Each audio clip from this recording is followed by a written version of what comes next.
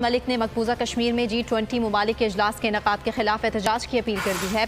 पैगाम में कहा, श्रीनगर में G20 इजलास के खिलाफ अवाम सड़कों पर निकलें और अपना एहतजाज रिकॉर्ड करवाएं। मिशाल मलिक ने कहा, दुनिया को ये पैगाम दें कि कश्मीरी कौम G20 मुमालिक का बायकॉट करती है।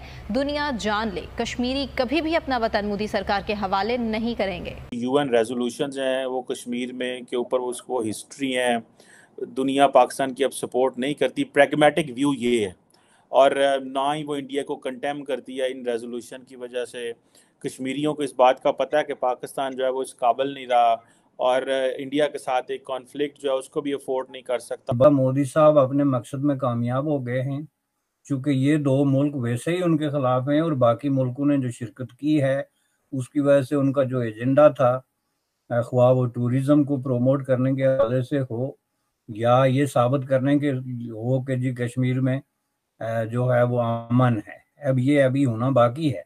G20 सम्मेलन के चलते एक वैसे तो पूरी दुनिया मानती ही थी, पाकिस्तान के अलावा किसी को इस बात पे संदेह नहीं है पूरी दुनिया में कि कश्मीर किसका हिस्सा है।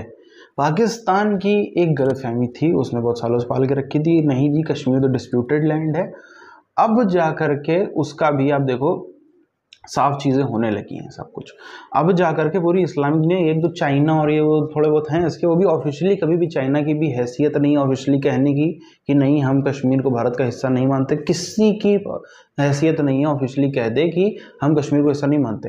वो बाइकआउट करना, नहीं आना, ये करना, वो करना, ये सब कर सकते हैं, वो तो चलो कभी कदार बात है। लेकिन असलियत पे जो आज इतने सारे इस्लामिक देशों के लोग वहाँ पर आ रहे हैं वही इस बात पर ठप्पा है कि कश्मीर आखिर किसका है। इस पे ये चाहिए कि इंडिया को चाहिए कि वो किसी दूसरे अपने विद इन जो वो टेरिटरी है जो कंट्रोवर्शियल नहीं है वहाँ पे ये मीटिंग सेट करनी चाहिए, रादर देन वो उस एरिया में कश्मीर में जो ऑलरेडी कंट्रोवर्शियल है वहाँ पे ये G20 की मीटिंग कर रहे हैं। 22 मई को G20 का समिट हो रहा है मकबूजा जम्मू कश्मीर में। जो मोदी हमारी खून, हमारी कब्रों के ऊपर जो जश्न मना रहा है, जो 5 अगस्त के बाद 2019 के बाद आज वो पूरी दुनिया को ये दिखाना चाहता है कि उसने मुकम्मल तौर पे कश्मीर को कब्जा कर लिया है, फतह कर लिया है। इजलास होंगे बाकी भी, तो फिर देखना पड़ेगा कि वहाँ पे कोई जलसा जुलूस या कोई इस तरह का वाकया या मिलिटेंसी वगैरह होती है, दूसरी बात है, वरना इस वक्त तक वो बिल्कुल कामयाब है।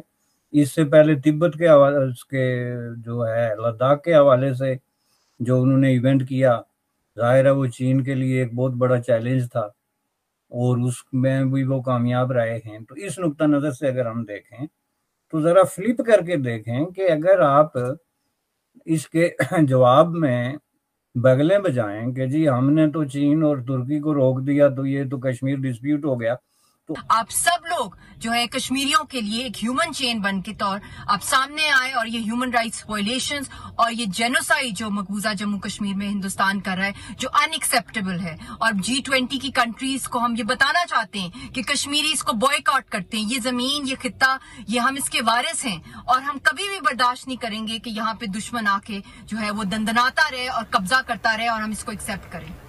G20 में ना होने से पाकिस्तान बौखलाया हुआ है। भारत के खिलाफ प्रोपेगेंडा फैलाने में लगा है पाकिस्तान। पाक के विदेश मंत्री बिलावल भुट्टो सोचिए POK पहुंच गए। श्रीनगर से 100 किलोमीटर दूर मुजफ्फराबाद में रैली की उन्होंने। बिलावल ने भारत के खिलाफ वहां भी जहरीला बयान दिया, कहा कश्मीरियों की आवाज दबाने की कोशिश हो रही है, भारत G20 की अध्यक्षता का दुरुपयोग कर रहा है। आपके मुल्क में जो है आप जितना सऊदीया की तरफ आपका झुकाव है, जितना आपका अमारात की तरफ झुकाव है, तो पहले तो आपको जो बड़ी ताकतें थी वो आपको गुलाम समझती थी। अब जो है वो अमारात और सऊदी अरबिया जो है ये भी आपको अपना गुलाम समझता है। तो बेसिकली आपकी अंदरूनी लड़ाइयाँ इतनी हैं कि अब आप कश्मीर का मुकदमा ऑलमोस्ट हार चुके हैं। आप जितना मर्जी रोला डालते रहें कि हम इखलाकी हमायत जारी रखेंगे और हम ये कर देंगे, वो कर देंगे। इस्लामिक कोऑपरेशन जो 57 मुसलमान देशों का एक समूह है उसको कह रहा है कि साहब आप इसको बॉयकॉट करिए, आप इसको बॉयकॉट करिए। लोग कह रहे हैं यार तुम पागल हो, हम क्यों बॉयकॉट, नहीं साहब इसको बॉयकॉट करिए, बॉयकॉट करिए। वो पीछे पड़ गया पाकिस्तान। यहां पर भी जो पाकिस्तान बॉयकॉट की मांग कर रहा है दोस्तों, यहां पर भी पाकिस्तान कुछ मांग रहा है। ऐसा नहीं कि पाकिस्तान उनको कुछ दे रहा है। जब पाकिस्तान पैसे नहीं मांग रहा होता तो पाकिस्तान कोई फेवर मांग रहा होता है, फिर पाकिस्तान उनसे फेवर मांग रहा है। देखिए मैं पाकिस्तानियों को छोटी सी बात बताता हूं इसमें इशू क्या है। इशू ये है कि G20 तो कश्मीर में होकर रहेगा, चीन और अगर एक दो और मुल्क नहीं आते उससे कोई फर्क नहीं पड़ेगा इतना। ये तो हम 47 से सुन रहे हैं, जब हमने आधा कश्मीर लिया था तब से हम सुन रहे हैं कि हम इंडिया की, हम कश्मीर की तरफ देखने, कश्मीर पाकिस्तान की शाहरग है और पाकिस्तान की तरफ जिसने देखा उसकी आंखें निकाल देंगे और वक़्त आने पे हम ये कर देंगे, वक़्त आने पे हम वो कर देंगे, वक़्त आने पे ये पाँव पकड़ लेते हैं। अब देखें, ये वही बिलावल भुट्टो जरदारी हैं, वो हमारे जो है वज़ीर ख़ारजा हैं। मैं सिर्फ इतना कहूँगा कि आज से 1 साल पहले वो कहते थे कि इंडिया ने मेरी हेड मनी रखी हुई है, मुझे कत्ल करने के लिए उन्होंने इनाम रखा हुआ है। हॉस्टेज बना लें, टेररिस्ट घुस के वहाँ पे हॉस्टेज बना लें और ऐसा कुछ करें कि वहाँ से एक खौफ की फ़िज़ा हो।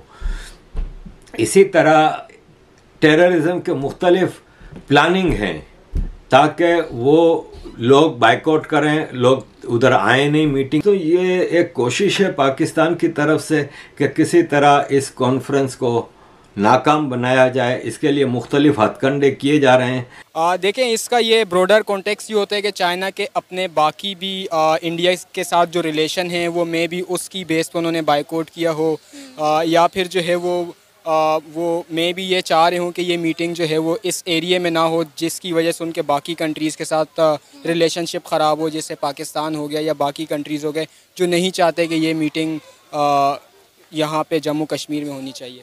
एम्यूनेशन इकट्ठा कर रहे हैं जो आपको इलेक्शन में तो काम आ सकता है, या अपना जो पोर्टफोलियो है उसमें किसी तरीके से आप इसको एडजस्ट कर सकते हैं कि हमने जी G20 में, अब ये कहना कि हमने कुछ भी नहीं किया ये तो फिर कोई जवाब नहीं ना जी।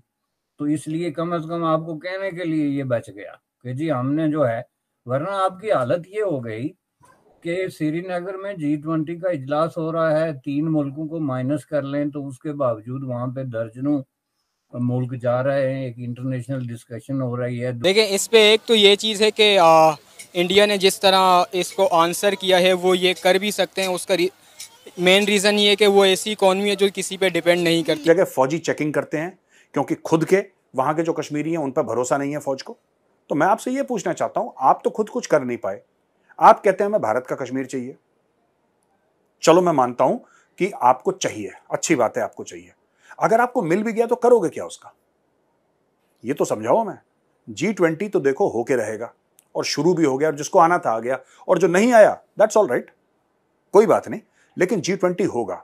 बिलावल भुट्टो ना चले, सर के बल खड़ा हो जाए। कश्मीर के अंदर G20 का समिट होना और उसमें इतना भव्य तरीके से बढ़ चढ़कर इस्लामिक कंट्रीज का आना, ये अपने आप में ठप्पा लगाता है इस बात पे कि कश्मीर किसका है, इसमें किसी को, और ये बात खाली पाकिस्तानी ही इस कंफ्यूजन में है कि कश्मीर किसका है।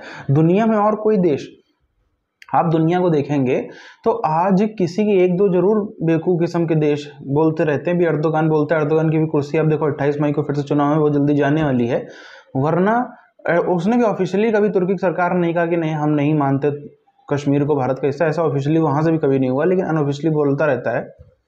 ऑफिशियली कितने देशों ने इसके अलावा कहा है कि कश्मीर भारत का पार्ट नहीं है। एक ही पाकिस्तान बौड़ियाता कर देता है अपने घर में बैठे बैठे, एक थोड़ा दुनिया भर में एक दूसरे और देश हैं, वो भी कंट्री नहीं बल्कि कुछ इंडिविजुअल नेता हैं जिनकी ऐसी राय है।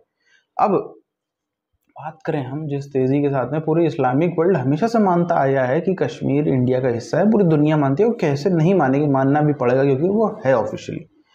अब जिस तेज़ी के साथ में ये इस्लामिक कंट्रीज़ यहाँ पे अपना निवेश कर रहे हैं, जिस तेज़ी के साथ में यहाँ पर डेवलपमेंट आ रही है, ये कश्मीर का समझ में आ रहा है पाकिस्तान को कि यहाँ पर अगले आने वाले 5-10 सालों में भारी डेवलपमेंट आने वाली है। अब जो लोग कहते हैं ना कि फ़र्क क्या है, फ़र्क यहीं पर आप देख लो, एक पार्टी भारत में उसकी 60-70 साल शासन रहा, उसने कश्मीर का क्या हालत की, 47 से लेके 91 आते आते क्या हालत हुई, और 91 के बाद भी क्या हालत हुई सबने देखा। और अभी जिस पार्टी को कश्मीर विरोधी और दुनिया भर क्या क्या बोलते थे लोग, वो आज वहाँ पर डेवलपमेंट भी लेकर के आ रही है। और सबसे बेहतरीन डिसीजन यहाँ पर है, जो चुनाव नहीं हो रहा है ना वहाँ पे, आप देखो कब से वहाँ के चुनाव रोक के रखे हैं, वो चुनाव ना होना भी एक बहुत बड़ा, इन लोग की फंडिंग भी रुक गई, ये लोग कमा खा भी, जो वहाँ के जो लोकल नेता थे, जो वहाँ की महबूबा मुफ्ती हों, चाहे ये अपने अब्दुल्ला की पार्टी हो, फारूक अब्दुल्ला की, सबके इस समय पर कतरे गए, इसीलिए वहाँ पर डेवलपमेंट और ज़्यादा आ भी पा रही है।